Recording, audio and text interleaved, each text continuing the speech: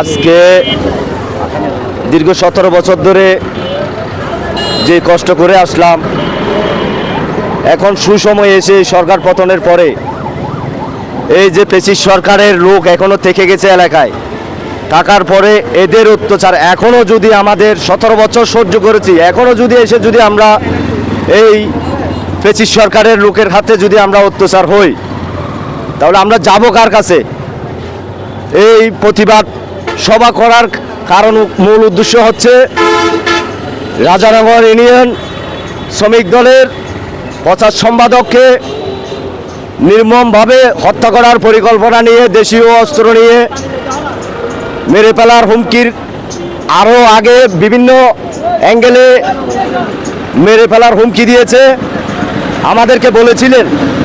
আমরা বলতেছি মেরে ফেলতে বললে তো মেরে ফেলতে পারবে না, আমরা আছি। এখন হঠাৎ করে মনে করো গত শুক্রবারে এই যে দুর্ঘটনাটা ঘটাইছে, আমাদেরকে তো এদের পারিবারিক যদি কোনো শত্রুতা থেকে থাকতো আমাদেরকে বলতো, আমরা বসে ওটা আলাপ আলোচনা করতাম। ওটা না করে রাতের আন্ধারে যে মনে করো মেরে ফেলার, হত্যা করার পরিকল্পনা করেছে, এটা আমরা সুস্থ বিচার চাই এই বলে